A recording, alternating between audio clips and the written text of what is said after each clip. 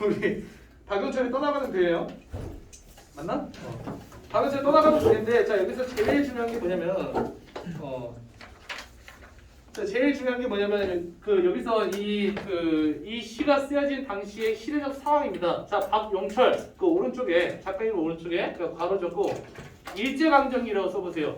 박용철 아저씨 일제강점기입니다. 자 그래서 얘는 떠나가려고 합니다. 근데 무엇을 떠나가려고 하는지를 잘 봐야 되는데 그러니까 뭐 이상 세계로 떠나간다 그런 게 아니에요. 그냥 이 현실에서 벗어나고 싶다는 뜻이에요. 그래서 놔두야 간다 해서 놔두야 간다 해서 이 간다가 무슨 뜻이라고? 부정적 현실에서 벗어나기 위해 떠나는 겁니다. 부정적 현실에서 벗어나기 위해 떠남. 근데 여기서 그러면 선생님이 부정적 현실에서 벗어나기 위해 떠난다는 게 무슨 뜻인지 궁금하죠? 왜냐면 여러 가지 방법이 있을 수 있어. 그 속세를 버리고 탈속적 세계 산 이런 곳을 택한다든지 아니면 우리 민족의 한반도를 모두 떠나서 간도 같은 데로 간다든지 아니면 뒤져버린다든지 그 이상 세계 이런 거 죽음의 초월적 세계 이렇게 말하죠 문학에서는 그죠? 그러다든지 떠남이라는 건 참 많아요. 근데 여기서 부정적 현실에서 벗어나기 위해 떠난다는 것은 뭐냐면 어떻게 해석이 되냐면 결국 이 정든 내 고향을 떠나서 방랑한다 이런 뜻으로 해석이 많이 됩니다. 오케이? 그러니까 이제 나 드디어 이곳 뜬다. 여기는 너무 지옥이다. 이 마을 여기 이 동네 일제가 계속 잔혹하게 수탈하고 있고 사람들 점점 떠나자 그 남은 사람들끼리 세금 내야 되고 더 망했다. 나도 간다. 잘 있거라. 이러는 겁니다. 아시겠죠? 이런 시가 상당히 많았어요 그때 당시에. 자 그럼 보면 나두야 간다. 나두야에서 이게 원래 하나로 붙여쓰기 해야 돼요.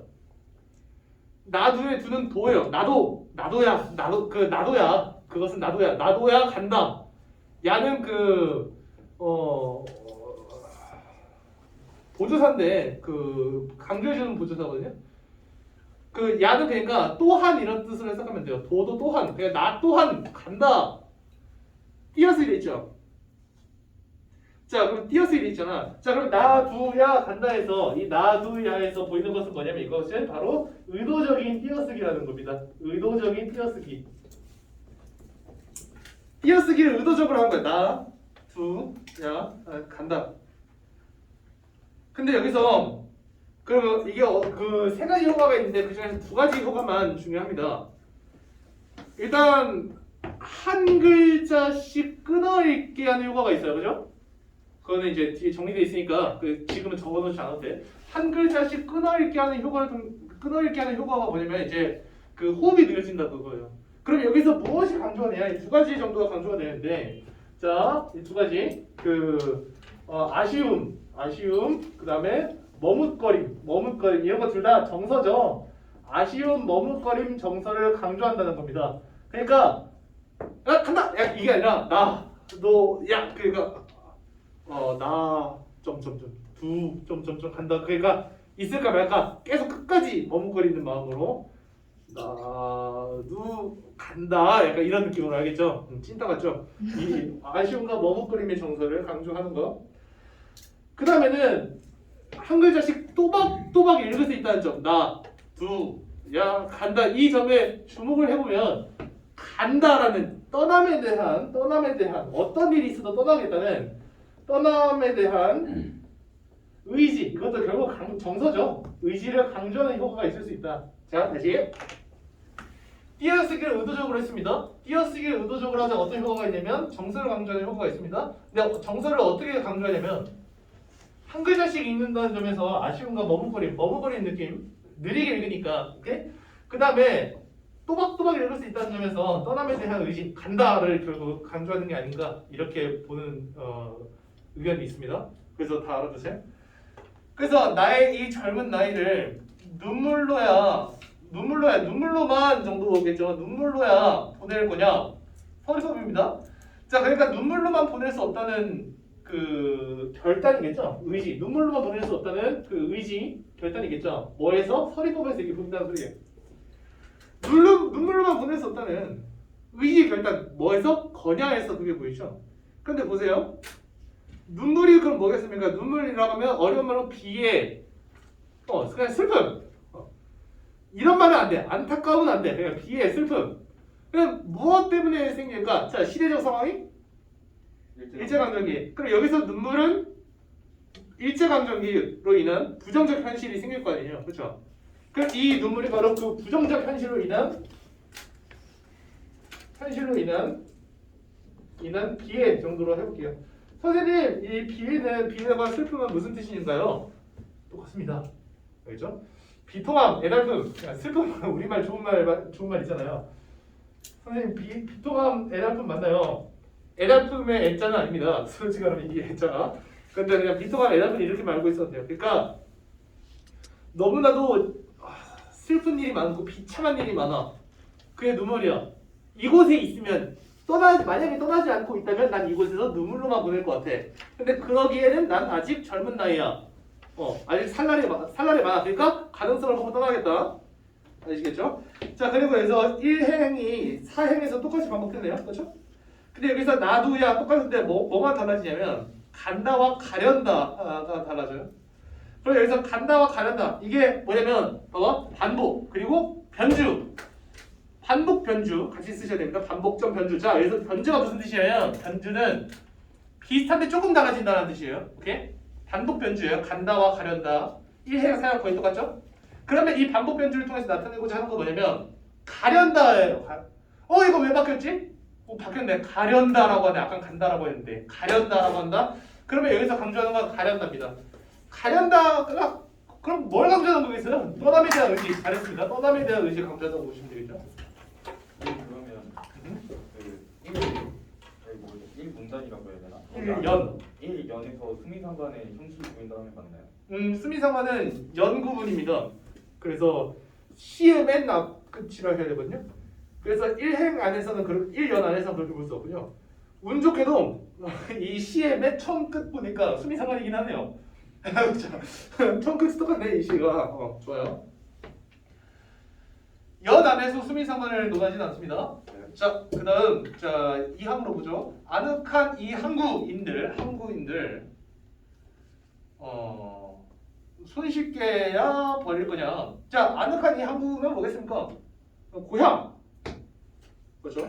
고향. 좋아요. 그러니까 지금까지의 삶의 현장이라는 거죠. 지금까지 삶의 현장, 고향, 다시 말하면 뭐 출발지라고도 할 수 있겠네요. 출발지가 지금 아늑한 이 항구, 내가 지금까지 살아왔던 이곳, 손쉽게 버릴 수 있냐? 잘 버리시더라고요, 여러분. 쌤이 제주도에서 살다가 인천으로 갔다가 김포로 갔다가 다시 인천으로 왔다가 지금 인천에서 지금 4년밖에 안 살았어요. 난 이곳에 산 지 4년밖에 안 됐어. 오, 쉣. 근데 고향을 잘 버릴 수 있습니다, 여러분. 걱정하지 마세요. 자, 안개같이 물 어린 눈에도 빛이 나니 뭐가 빛인지는 그 뒤에 3행사행. 물 어린 눈이 무슨 뜻이겠어요? 눈물 어린 눈. 자, 앞에 눈물이 있고 뒤에 물이 있네.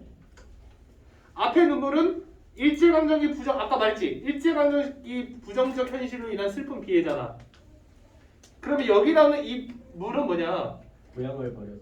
그렇죠. 그래서 이 물은 여기서 나오는 눈물은 고향에 대한 뭐 애착이라고 할까요? 아니면 미련이라고 할까요? 아니면 사랑이라고 할까요? 이런 것들 다 되겠죠. 아니면 향수, 뭐 고향을 사랑하는 마음, 그리워하는 마음. 내가 고향을 너무 사랑하니까 고향을 떠나야 생각하니까 눈물이 나는 거야. 오케이? 아까 눈물이랑은 다르죠. 그래서 고향을 안개같이 눈물 어린 눈에도 비쳐요. 뭐가 비치냐? 자, 가보겠습니다. 3행에 골장이 뭐다? 발에 익은. 자, 발에 익다. 내가 많이 가본이라는 뜻이겠죠. 친숙한. 애정을 나타내죠.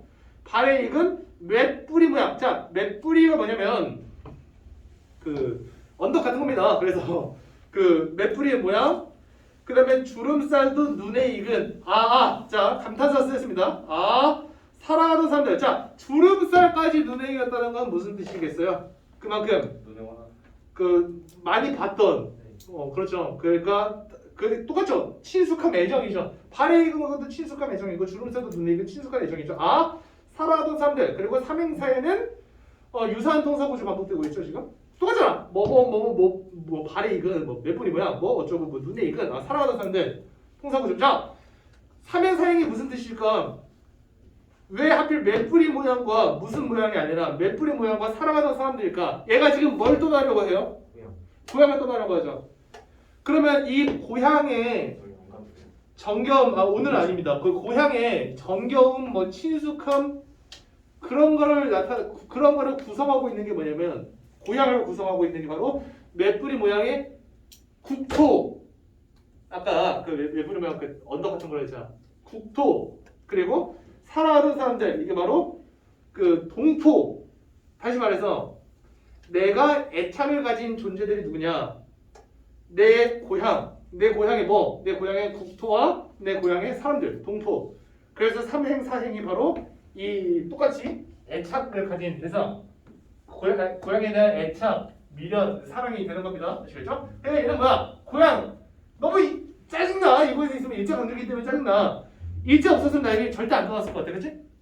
근데 일제가 와서 나를 힘들게 하잖아. 난 떠날 수밖에 없어. 나 두야 가련다 이러고 있어요. 근데 가려니까 눈물이 나. 얘는 보고 싶을 것 같아, 그렇지? 여기까지 얘기하 지금. 자, 3년으로 가봅시다. 버리고 가는 이도 못 있는 마음, 쫓겨가는 마음인들 무엇 다를 거냐? 자, 그러면 이게 무슨 뜻이냐면 버리고 가는 이 이것도 못 있는 마음 그리고 또 쫓겨가는 마음 어떻게 해석하면 되겠어요? 버리고 가는 이는 나. 내가 지금 버리고 가잖아. 나도 못 있는 마음, 쫓겨가는 마음 뭐가 다른 거냐? 좋아요. 자, 그래서 버리고 가는 이 쫓겨가는 마음 이게 어떻게 해석하면 좋냐면요. 버리고 가는 이의 마음은 못 있는 마음. 그다음에 뭐 쫓겨가는 이의 마음, 쫓겨가는 마음 두 주체가 나옵니다. 여러분, 이 고향을 떠나는 사람들이 있어요. 왜 떠나냐? 버리고 가서 떠나요. 왜 떠나냐? 쫓겨가서 떠나요. 이해해보세요. 이거 어렵습니다. 1행, 2행. 버리고 가는 이도 못 있는 마음 그리고 쫓겨가는 마음에는 무엇이 다를 거냐? 무엇이 다를 거냐? 그럼 비교 대상이 있어야겠죠? 그 비교 대상은 뭐냐면 버리고 가는 이도 못 있는 마음과 쫓겨가는 마음입니다. 다시 말하면 이 고향을 떠나는 방식이 두 가지가 있는데 첫 번째가 버리고 가는 것이고 두 번째가 쫓겨가는 겁니다. 근데 이 버리고 가면서 못 있는 마음, 쫓겨가면서 못 있는 마음 다시 말해서 내가 그 자의로 이곳을 떠나든 타의로 이곳을 떠나든 다르지 않다. 다시 말해서 그 고향이 그립다 이런 뜻입니다. 쉽게 말하면. 근데 여기서 버리고 가는 이도 못 있는 마음, 쫓겨가는 마음인데 뭐가 다른 거냐라고 할 때 여기서 이 쫓겨가는 마음 이것도 이제 화자의 마음입니다. 다시 말하면 이 화자는 그 이곳을 떠나고 있어요. 그런데 왜 떠나고 있냐면 쫓겨가고 있어요. 오케이? 왜 누구한테 쫓겨가는 걸까요? 일제가 쫓아내서 쫓겨간다라고 인식하고 있는 거죠. 그러면 이 화자는 이 정겨운 국토와 동토들을 자의로 떠나는 걸까요? 아니면 타의로 떠나는 걸까요? 타의요. 맞아요. 그래서 여기서 그 타의 그러니까 외부적 요인이죠. 이 외부적 요인이 그냥 그 다섯 글자로 하면 뭘까요? 다섯 글자로 일제강점기. 그 여기서 이 타의에 의한 떠남이라는 거죠. 근데 타의에 의한 떠남이지만 내가 버리고 가서 못 있든지 쫓겨가서 못 있든지 어쨌든 못 잊어. 다를 거냐? 사리법이잖아. 못 잊어. 그럼 나는 지금 타의로 인해서 이곳을 떠나. 하지만 나는 이곳을 잊을 거다 못 잊을 거다. 못 잊을 거다. 오케이? 사리법을 쓸 수 있습니다. 근데 1년에서는 이대로 살기 싫어서 떠난다 이런 느낌 아니야? 그렇죠. 근데 이대로 살다가 그건 안 되잖아. 그러니까 억지로 쫓겨가는 거야. 그러니까 내가 더 나은 삶을 위해서 Oh my life, bravo my life 이렇게 가는 게 아니라 그 지옥에서 어쩔 수 없이 탈출하는 느낌으로 가는 거라고 보시면 됩니다. 좋아요. 그 다음 돌아다보는 구름에는 바람이 휘날리는다. 자, 왜 돌아다볼까요? 어떤 행동이야? 화자의 그림 아니 벌써 아니 아직이야. 성찰. 아우 뭘 성찰 돌아다는 거야. 내가 가고 있어. 돌아다봐. 왜 돌아다봐? 고향을. 자꾸 생각이 와서. 자꾸 생각이 나서 아직 그림까지 가긴 좀 자꾸 생각나는 건 두 글자가 뭐라고 하죠? 연미 향수? 아니 아직이야. 아직. 미련 좋아요. 그래서 여기서 돌아다보는 애는 이것은 그 미련과 망설임이라고 하면 돼. 자, 그럼 뭔가 아까 했던 거 생각나죠? 돌아다보는 게 뭐라고? 미련과 망설임이라고. 그런데 이 미련과 망설임 아까 놔둬야 가련다. 이게 나오잖아. 의도적인 띄어쓰기. 그러니까 얘가 고향을 떠나는 것은 박차고 나가는 느낌이 아니라 가긴 가야 돼. 의지가 있어. 반드시 이곳을 떠나야 하긴 해. 하지만 너무 그리웠던 고향이길래 계속 머뭇거리고 망설여. 내가 진짜 가긴 가야 돼. 머리도 알아. 가긴 가야 돼. 근데 여기가 너무 그리울 것 같아. 미련이 계속 남아. 머뭇거림과 아쉬움, 이런 정서를 어떻게 드러낸다고? 놔두야 간다와 같은 의도적인 띄어쓰기를 통해 드러낸다. 아시겠죠? 그리고 그것을 화자의 행동으로 구체화하고 있는 게 무엇이냐라고 하면은 여기서 돌아다보는 마음이 구름이겠죠? 아시겠죠? 돌아다보는 구름이 바로 화자의 행동을 통해서 그 얘가 그 나중에 이걸 그리울 거다. 미련이 남는 거. 바람이 휘살지는다. 휘살은 그 해살을 짓는다인데요. 해살을 짓다가 무슨 뜻이냐면 해가 어이자예요. 햇살이 아니라 해살 짓는다인데 그 해살 짓는다예요. 해살 짓는다.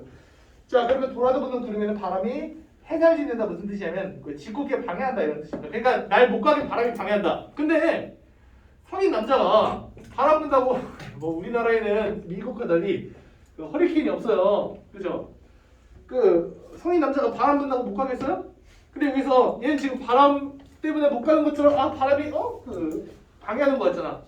그냥 머뭇거림이에요. 아시겠죠? 짓궂다 어떻게 써요? 이거 아닌가요? 그렇죠? 지 밑에 지읒 들어가요? 부르짖다 할 때 그 지지라고? 시옷 아니에요? 시옷일 겁니다. 시옷 맞아요. 시옷. 여기서 치읓. 아니 뭐야? 맞아요. 그래요? 알겠습니다. 네. 쌤도 가끔 이런 게 헷갈릴 때가 있어요, 여러분. 미안합니다. 갑자기 물어보면 헷갈리는 현상. 게시판트 맞아요. 어디서 봤어? 그냥 알고 있어요. 그래요? 뭐요? 자, 알겠습니다. 자, 그다음 앞 데일 언덕인들 마련이나 있을 거냐? 자, 앞 데일 언덕이 뭐냐면 내 앞을 데일 언덕 그러니까 정착하게 될 곳이라는 뜻입니다. 정착하게 될 곳이야. 다시 말하면 목적지예요. 아까 출발지 우리 썼죠. 출발지가 어디냐면 항구잖아요. 이연에. 그렇죠. 출발지가 뭐야? 앞데일 언덕. 자, 목적지. 앞으로 정착하게 될 곳. 마련이나 있을 거냐? 서리법이지. 있다 없다? 없다. 다시 말하면 앞으로 내가 앞 데일 그 언덕 마련 안 했다. 일단 간다. 다시 말하면 목적지가 딱히 없다. 그죠? 그래서 여기서 마련이나 있을 거냐 해서 뭐냐면 없다는 뜻이니까 서리법이잖아. 그러니까 여기서 보이는 건 뭐냐면 미래에 대한 불안감이겠죠 이게?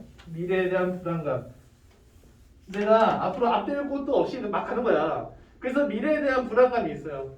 그러면 이 앞댈 곳도 없다는 것은 아까 보면 출발지는 있었는데 목적지는 딱히 없는 없는. 그러니까 얘가 진짜 어떤 이상 세계를 바라거나 아니면 정말 이곳은 괜찮다라고 해서 그곳으로 가는 게 아니라 이곳으로부터 탈출의 목적이었던 거야.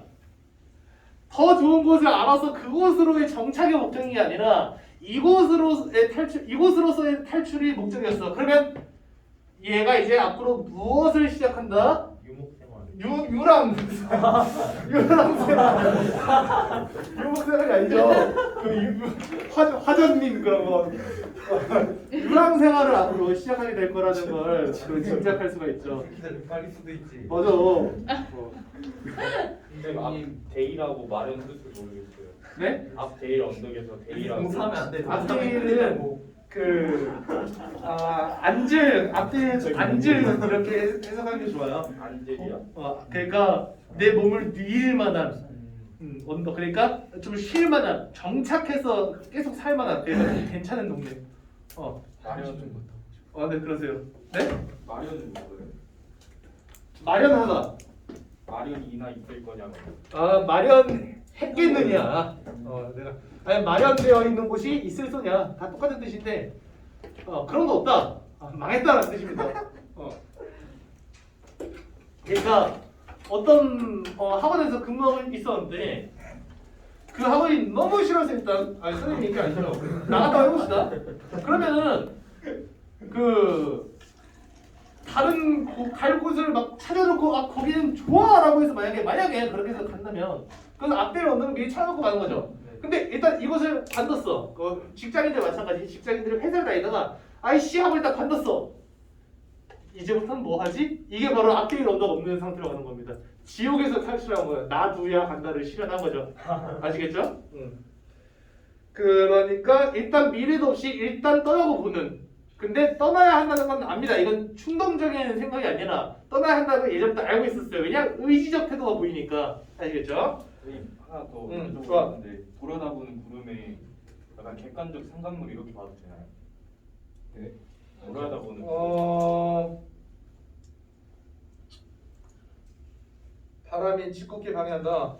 객관적 상관물보다는 그냥 주객전도 같은데 그런 것까지는 안 나올 것 같네요. 객관적 상관물보다는 주객전도 같은데 얘가 감정이 느끼는 건가? 약간 건데. 바람이 휘날지는다는 게 진짜 바람이 방해하는 것이 아니라 화자가 못 가고 있는 것이므로 이건 주객전도의 표현 같거든요. 의인법. 좋아요. 의인법이겠죠. 그런데 여기서 돌아다보는 구름, 내가 구름을 돌아다본다. 이거는 객관적 상관물로 보기 어려워요. 왜냐면 여기서 이 구름을 통해서 그 정서를 전달하는 게 아니라 돌아다보는 행위를 통해서 정서를 전달하는 거니까 구름에는 정서가 들어가 있지 않는 것 같아요. 그냥 구름뿐만이 아니라 그냥 표지판 뭐 다 갖다 붙여도 될 것 같거든요. 돌아다보는 행위가 중요한 것 같아요. 그러니까 좋아요. 고맙습니다. 감사합니다. 맨 마지막 연에서는 남자 가련다라고 하면서 수미상관하죠. 그래서 강조한다. 무엇을 강조하냐면 떠나는 그 의지를 강조한다고 보시면 되겠죠. 자, 우리 오른쪽으로 가서 적고 오른쪽으로 가서 화자가 겪는 심리적 갈등 2번 한번 봅시다. 화자가 어떤 심리적 갈등을 겪고 있냐면 떠나려는 마음과 그 다음에 갈등이 있어요. 미련이 있고요. 미래가 불안해요. 쌤 저거 오타예요? 여기 밑에 뭐? 특징 정리의 세 번째 중에 떠나려는. 얘가 좀 이상해요. 똥 나오려는 그런 거고요. 떠나려는. 고맙습니다. 이거 이미 스무부 뽑았는데 드러남도 있네. 드러남. 어디 있어? 그러나 여기 그건 제일 나는- 두 번째. 미안해. 선생님이 고전 시가 같은 거 많이 입력하다 보니까 그래서 여러분들의 컴퓨터랑 달리 별 희한하게 다 입력돼요. 디귿, 시옷, 디귿 이런 게 한 번에 입력이 돼요. 한 소정으로. 그러니까 여러분들은 그러면 딱 보여. 왜 이렇게 세 글자 돼 있지? 디귿, 시옷, 디귿이니까. 근데 쌤은 공짜 있어서 잘 안 보입니다. 오타가. 변명이었고요. 자 보면은 떠나려는 마음엔 떠나야 해. 이성적 판단이 서요. 떠날 수밖에 없는 부정적 현실을 알아요. 그것이 시어로서는 어떻게 드러났냐면 눈물 쫓겨가는 마음으로 드러났죠. 네. 근데 떠날 수 없는 미련도 있어요. 자 감성으로 떠날 수 없어서 왜 그러냐면 고향, 산천, 동부 이것이 어떻게 나타나냐면 고향이 아늑한 이 항구, 그다음에 산천이 아까 말했죠. 국토, 쌤이 아까 국토라고 설명한 거. 메뚜리 모양, 동부 고향 사람들이 눈에 익은 사랑하는 사람들. 그다음에 미래도 불안합니다. 앞뒤 언덕도 마련되지 않았다. 아시겠죠? 자 그러면 우리 오늘의 마지막 작품 해보도록 합시다. 겁나 쉬워요. 진짜 드디어 김용택 시인이라고 하면은 그 좀 요즘 시인으로 넘어왔습니다. 드디어. 그러고 나서 다시 백록담으로 나가면서 다시 30년대로 갑니다. 살아있으네요. 어? 현대시네요. 그죠. 김용택 살아있어요. 기억이 안 나네. 뭐 살아 있어요가 아니라 살아 계셔야겠죠. 근데 그 모르겠어요. 살아 계신 분들 일단 김기택은 살아 있는데 김용택은 내가 까먹었다. 쳐보세요. 그래서 그 뒤에 숫자가 앞에 있고 일단 뒤에 있으면 아시죠? 건강하십니다. 건강하세요. 고맙습니다. 자 여기서 이 들국이라고 하는 게 이 들국을 보고 있어요. 얘는 지금 들국을 보고 있어. 들국이 뭐냐면 들국화인데 하얀색입니다. 그 하얀색이에요. 그런데 들국이 되게 예뻐요. 근데 이렇게 예쁜 자연물들 너무나 아름답고 너무나 이제 행복해 보이고 모든 게 완벽해요. 근데 님이 없어.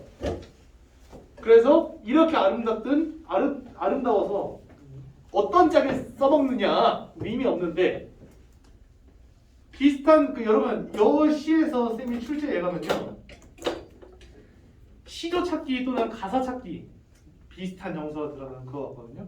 무조건 자연과 인간의 대비가 나타나는 걸 고르셔야 합니다. 이 시는 자연과 인간의 대비가 주예요. 그래서 그 자연과 인간의 대비만 나타냈으면 다 답이 될 수 있는데 선생님이 그 생각하는 건 자 이 말 있으면 고르세요. 대동강자 있으면 그건 매직 키워드입니다. 아시겠죠? 그냥 일단 고르세요. 일단 써놓으세요.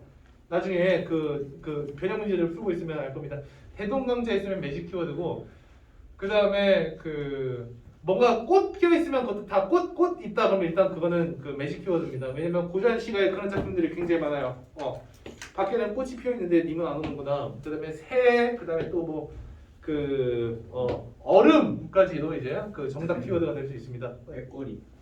꾀꼬리? 소쩍새. 그렇죠. 소쩍새 아닙니다. 꾀꼬리 정도. 근데 꾀꼬리는 그 고구려까지 가는 건데 꾀꼬리는 뭐라고 하는 얘기죠? 꾀꼬리도 맞을 수는 있는데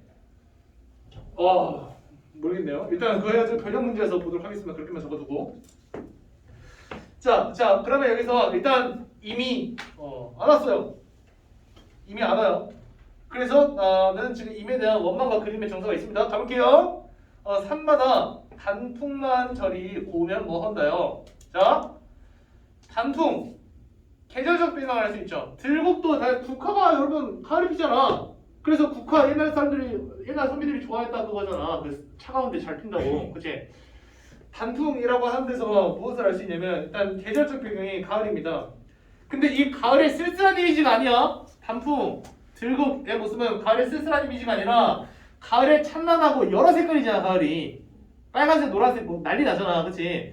가을에 찬란하고 아름다운 모습이야.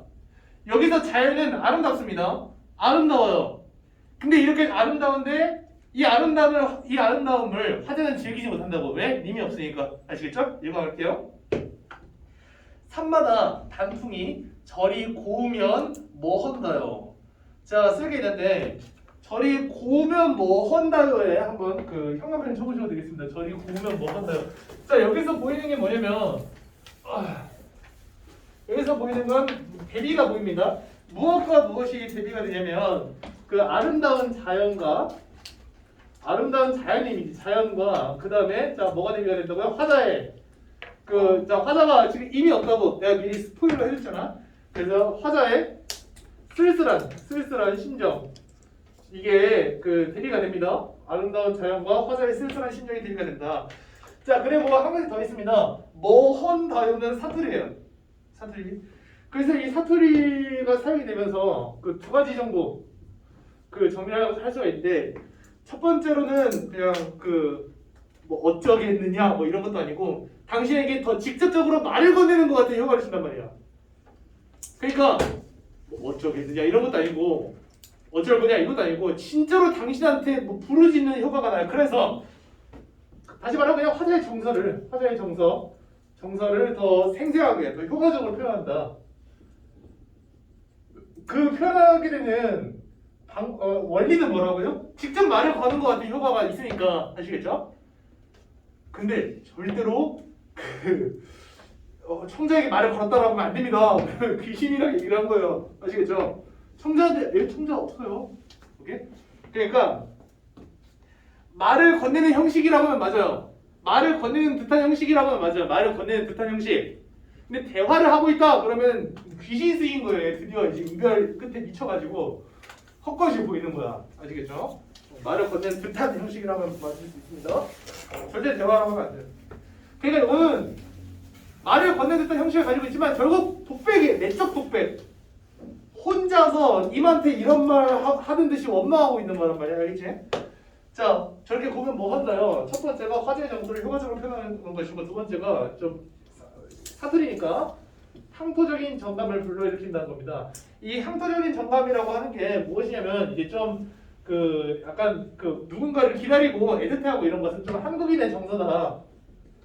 한국인의 정서. 그 우리가 좀 헤어지는 사람들이 만나보죠. 그 결혼율이 낮잖아요, 여러분. 한국인의 정서다 아시겠죠?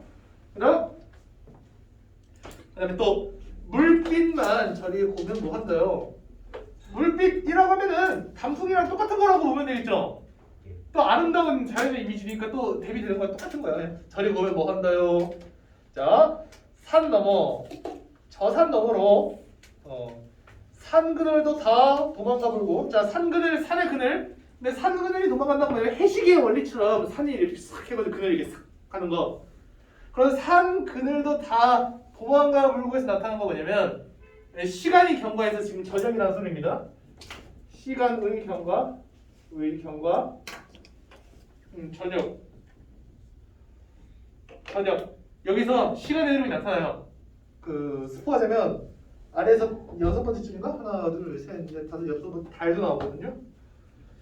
초생달만 그대의 얼굴같이 걸리면 뭐한다. 그러니까 얘는 저녁, 달 그냥 계속 기다리고 있는 거야. 시간의 흐름이 나타납니다. 자, 다시 산 그늘도 다 도망가 물고 시간의 경과, 산 아래 집 뒤안 뒷마당 얘기하는 겁니다. 하얀 억새꽃, 하얀 손짓도 당신 안 오는데 뭔 헛짓이다요라고 합니다. 자, 그러면 여기서 하얀 손짓이라고 하면 이건 당연히 의인법이겠죠. 의인법. 자, 그러면 여기서 억새꽃이라고 하면은 그 억새꽃이 지금 피어 있는 걸 본 거예요, 그죠? 네. 억새꽃이 피어 있는데, 근데 이것이 지금 어떻게 얘가 지금 뭐 하고 있냐면 하얀 손짓을 하고 있어요. 근데 이 하얀 손짓 누구에 대한 손짓일까? 누구에게 하는 손짓일까? 임한테 하는 손짓이겠지? 자, 그러면 여기서 이 하얀 손짓이라고 하는 것은 뭐냐면 이 의인법인데 임에 대한 화자의 애틋한 정서가 있어요. 이 애틋한 정서를 자연만의 움직임으로 형성함. 선생님, 그러면 여기서 그 감정이입 아닌가요? 감정어가 없어서 감정이입이 아니에요. 알겠죠? 그러니까 다시 말하면 얘가 지금 하얀 손짓을 하면 뭐야? 하얀 억새꽃이 지금 바람에 흔들리고 있는 거야. 오케이? 그러니까 그것을 얘가 지금 뭐라고 한 거야? 하얀 손짓으로 본 거야. 손짓에 들어가는 의미가 뭐라고요? 님한테 뭔가 좀 이렇게 손짓하고자 하는 나의 애틋한 정서, 좀 그리움을 나타내는 정서, 오케이? 이런 거를 자연의 그 움직임으로 형성을 한다는 겁니다. 객관적 상관.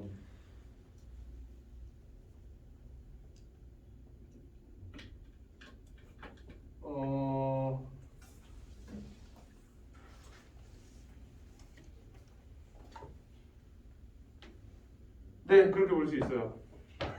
고맙습니다. 억새꽃이요? 네. 그래서 사실 감정과 관련만 있으면 다 객관적 상관물이 있는데 요즘 학교 시험에서 객관적 상관물이란 말이 안 나와서 잘. 사실 여기 단풍, 물빛, 뭐 억새꽃, 초생달 다 객관적 상관물이거든요. 하얀 들꽃. 그래서 사실 객관적 상관물을 찾는 게 이 시에서 무의미할 수도 있겠습니다. 그게 객관적 상관물이라고 하는 게 그냥 감정과 관련만 있으면 객관적 상관물인데 어쨌든 자, 그래서 뭐가 당신 안 오는데 당신이라고 하면 그리움의 대상이겠죠? 아까 그 한용운의 시작한 비슷하죠? 당신 안 오는데가 뭐냐면 이게 이제 화자의 외로움의 이유입니다. 오케이? 아마 당신 안 오는데 이거에 그 굵은 글씨 들고 그거 될 것 같지 않나요? 그 보기박스 문제 같은 거 하나 나올 것 같지 않나요? 왜냐면 여기서 반복되는 게 뭐야? 뭐헌디요? 응? 아 뭐헌다요군요. 뭐헌다요? 그 다음에 헛짓이다요. 뭔 소용이다요. 응? 뭔 소용이다요 이러잖아요. 거기 앞에 걸린 게 뭐냐면 저리 보면 뭐헌디요? 하얀 손짓도 당신 안 오는데 뭔 헛짓이다요? 저런 것들이 다 뭔 소용이다요? 당신이 없으면 이런 것들이 의미가 없다라는 것을 이제 열거하고 있어요. 전체적으로 알겠죠? 그 다음 당신 안 오는데 뭐라고? 화자의 외로움의 이유. 자, 그 다음에 저런 것들이 다 뭔 소용이나요? 저런 것들이라면 지금까지 얘기한 거죠. 아름다운 자연. 이것을 그냥 응집하는 표현이 저런 것들입니다. 저런 것들 아름다운 자연이 다 뭔 소용이야. 그 다음에 뭔 소용이다요. 뭔 소용이다요. 이거 억구, 시구의 반복, 억구의 반복. 그렇죠?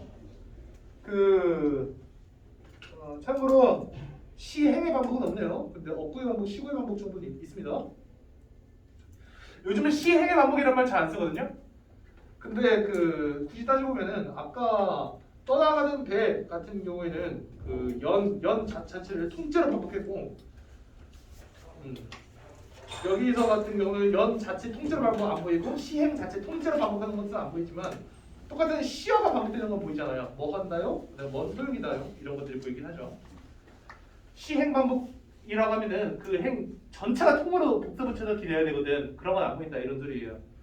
그다음 어두운 산머리에 초생달만 그대 얼굴같이. 자, 시기표 나왔죠? 그 비유 표현 나왔습니다. 자, 이러한 좋아요. 걸리면 뭐 한다요? 자, 지금 여기서 초생딸을 보고 그대 얼굴을 떠올리는 거예요. 그래서 이 초생딸이라고 하는 것은 초생딸을 보고 그대 얼굴을 떠올릴 수 있다는 것은 좀 둘이 이미지가 비슷하나 보네요. 그래서 이 초생딸이 뜻하는 바가 뭐냐면 그리운 님의 이미지입니다. 그냥 그렇게 알고 계세요. 왜냐? 초생딸을 보고 님을 떠올린다. 뭔가 공통점이 있었던 소리입니다. 오케이? 뭔가 둘 다 뭐 얼굴이 존내 하얗다든지 마스크를 끼고 있다든지 코로나 때문에. 그래가지고 이제 그 초생딸이 그리운 님의 이미지 이렇게 보시면 됩니다. 그대 얼굴같이 걸리면 뭐 한다요? 자, 그 다음 마른 지푸라기 같은 내 마음에 허연 서리만 끼어가고. 자, 그러면 여기서 내 마음에 서리가 끼었습니다. 오케이? 근데 그 마음이 마른 지푸라기 같아요. 그래서 여기서 마른 지푸라기 같은 내 마음에 허연 서리만 끼어가고, 이것은 화자의 심정을 나타내는 두 행입니다. 마른 지푸라기 같은 내 마음의 심정을 나타내죠. 허연 서리만 끼어가고, 이거 슬픈 마음을 나타냅니다. 알겠죠? 마음에 허연 서리 낀 게 좋을 리가 없잖아요. 이것도 슬픈 마음을 나타냅니다. 아시겠죠? 만약에 디테일 묻는 문제 나오면 풀 수 있기를. 자, 그 다음에 저 다리 금방 져버리면 세상길이 다 막혀 막막한 어둠 천질 턴디. 자, 저 다리 지면 안 되는 이유가 나왔어요. 저 달은 지금 무슨 역할을 하고 있는지 봅시다. 저 다리 지면은 왜 안 돼요? 세상길이 막히기 때문에. 자, 세상길이 막히면 왜 안 돼요? 지금 난 누구를 기다리고 있어? 님 기다리고 있잖아. 그렇지? 님 기다리고 있다고. 근데 옛날인가 보네요, 이때는. 그래가지고 다리 져버리면 너무 어두워요. 그 뒤에 생각 안 했는데 다리 지면 금방 해가 뜨는데. 그래서 다리 져버리면 너무 어두우니까 님이 올 수 있다 없다? 없다. 그래서 다리 지면 안 돼. 그런데 지금 아까부터 시간이 흐르고 있어요. 아까 저녁이었지? 지금 초생달이잖아. 시간이 흐르고 있어. 오늘도 어김없이 하루는 가고 있고, 좀 있으면 결국 오늘도 님은 못 오는 상태가 되니까 결국 어떻게 된다? 저 다리 져버리면 오늘도 님은 안 오는구나가 되는 거야. 내일로 넘어가게 되는 거야. 알겠죠? 다시 해석해 볼게요. 저 다리 금방 져버리면, 자, 저 달이라고 하면 이게 님이 올 수 있게 해준 존재, 님이 올 수 있게 빛을 주는 존재죠. 그래서 희망 이런 걸 하시면 안 됩니다. 아시겠죠? 세상길 다 막혀서 막막한 어둠 천지일 텐데, 저 다리 져버리면은 세상 길 다 막혀서 막막하다. 막막한 그 어둠 천지일 텐데. 자, 근데 이거 저 다리 금방 접으면은 그 다른 해석이 있습니다. 자, 한 3번에 끊을게요. 다른 해석이 있어요. 저도 다른 해석이 뭐냐면 이 임은 죽었다라고 한번 상상해 봅시다. 이 임은 죽었으면 임에 대한 기다림은 없어요. 그렇죠? 그러면 어떻게 해석이 되냐면 아까 이 초생달 이거 내가 안 넣어놨을 거야 뒤에. 아까 이 초생달이 누구의 이미지라고 했지? 그림은 님의 이미지라고 했지. 그럼 저 달이 져버린다는 것은 나한테 있어서 그렇게 그렸던 님의 이미지마저 없어져 버리는 것을 뜻해요. 그러면 어떻게 해석을 하면 이렇게 해석도 된다는 거예요. 이렇게 길게 써볼게요. 당신을 떠올리게 하던 떠오를 수 있게 하던 저 달조차 저무면 이렇게도 해석이 됩니다. 저무면인가? 모르겠어요, 여러분. 저무면이야, 저물면이야. 리얼 탈락되나? 모르겠습니다. 자, 안 되겠죠? 당신 이렇게도 해석이 된다는 점. 다시 빛이 없어져서 님이 못 얻어서 더 슬픈 거 아니냐 이렇게 해석할 수 있고 그다음에 저 달이 아까 초생달이 님의 이미지였으니까 당신을 보자마자 당신을 떠오르게 하던 그 달조차 저물어 버리면 알겠죠? 이렇게 해석할 수 있습니다. 저물어 버리면 나는 어떤 마음을 가질까? 세상 길 다 막혀 막막한 어둠 천지 그러니까 이것이 진짜 길이 막혀서 님이 모든 상태가 됐다라고 해석할 수도 있지만 또 어떻게 해석할 수도 있죠? 나의 심정을 나타낸 거라고 해석할 수가 있는 거야. 오케이? 저 다리 치면은 길이 다 막힌다 어두워지니까 그래서 님이 못 온다 이렇게 해석할 수도 있고 두 번째 해석은 뭐라고요? 이게 길을 나타내는 게 아니라 나의 마음을 나타낸 것이다 그렇게도 해석이 된다는 겁니다. 나의 마음을 나타낸다. 그래서 이것은 이미 없는 상태에 이미 없으니까 나의 그 암담하고 그다음에 또 막막한 심정이 되겠죠. 만약에 두 번째로 해석을 하자면 암담하고 막막한 심정이 된다. 그래서 그 병신같이 바보 천치같이 자 여기서는 그 직설적 표현 자조적 표현입니다. 직설적 병신은 바로 욕설을 뱉어버리잖아요. 그렇죠. 직설적 표현 자조적 표현이 뭐냐면 나 진짜 병신 같다. 그러니까 여기서 병신같이가 그 병신같이입니다. 아시겠죠? 근데 자조적 표현이 뭐예요? 라고 했을 때 난 너무 병신 같다. 이 말보다 더 잘 표현할 수 있는 말은 없어요. 오케이? 그래서 병신같이 바보 천치같이 이 가을 다 가도록 서리밭에 하얀 들국으로 피어 있으면 이 하얀 들국으로 피어 있는 게 어떤 이미지냐면 임을 뭐 하고 있어 내가 지금? 임을 죽여버리고 있어? 아니잖아. 임을 기다리는 화자의 외로운 모습. 오케이? 서리밭이 하얀 들국으로 피우는 게 뭐라고요? 임을 기다리는 화자의 외로운 모습이야. 오케이? 근데 기다려도 임 와요 안 와요? 안 와요. 그래서 내가 이 가을 다 가도록 이렇게 피어있는 모습은 나 스스로 어떻게 생각하고 있어요? 어떻게 평가하고 있어요? 이 모습은 뭐 같다? 병신 같다. 오케이? 바보 천치 같다. 내 자신 직설적으로 자조적인 표현하고 있어요. 왜냐? 입은 기다려도 오지 않거든. 근데 기다리고 있잖아. 그래서 그러고 있으면 하얀 들국은 그러면은 뭐 감정이입이라고도 볼 수 있습니다. 왜냐면 여기서 외로운 모습이다. 근데 그 나중에 학교에서 들어보세요. 이건 어떻게 해설하는지는. 자, 뭐 한다요? 뭔 소용이다요? 결국 맨 마지막에 뭐 한다요랑 뭔 소용이다요가 합쳐졌어요. 위에서 봐봐. 위에서 보면은 뭐 한다요? 뭔 헛짓이다요? 뭔 소용이다요가 세 가지가 나와요. 그치? 맨 아래에서 그냥 합체가 됐습니다. 그래가지고 뭐 한다요? 뭔 소용이다요는 임에 대한 원망과 그리움. 자, 써보세요. 첫 번째가 임에 대한 원망과 그리움입니다. 두 번째로는 그럼에도 불구하고 기다리는 부질없는 기다림. 그러니까 끝없는 기다림. 그냥 끝없는. 이거는 쓸모없는 이라는 뜻이야. 그런 기다림이 쓸모없다는 것은 안 온다는 뜻이니까 끝없는 기다림이라고 말할 수 있고 아니면 임 왜 안 옴? 해가지고 임에 대한 원망. 그리움. 이거 나타낸 거라고도 할 수가 있겠죠. 맨 마지막에 뭐 한다요? 뭔 소용이다요가 자, 뭐 한다요 같은 경우는 그 서희법으로 볼 수 있는 여지가 있어요. 서희법이겠죠. 서희법일 거 아니야. 근데 불행하게도 그 어떤 교재에서도 이거 서리법으로 해결하고 있지는 않더라고요. 그래서 근데 이거 서리법이잖아요. 뭐 한다요? 묻는 거잖아요. 뭐 어쩌기냐. 그죠? 서리법입니다. 아시겠죠? 자, 오늘 이렇게 하면은 그 수트 기준으로 현대식 2강까지 했고요. 내일 조금 일찍 해서 할 거 두 가지가 있어요. 첫째는 뭐냐면 저번에 선생님의 2차 점으로 인해서 인문사회 오늘은 독서를 가지고 오지 않았어도 됐습니다. 내일은 인문사회 상황에서 6강 워크북 빈칸 채우기 먼저 하고 그 다음에 요거 문학 오늘 들은 거 문제 풀 거야. 알겠죠? 그러니까 내일 12시까지 오시기 바랍니다. 자, 고생하셨습니다. 지금 미치겠어.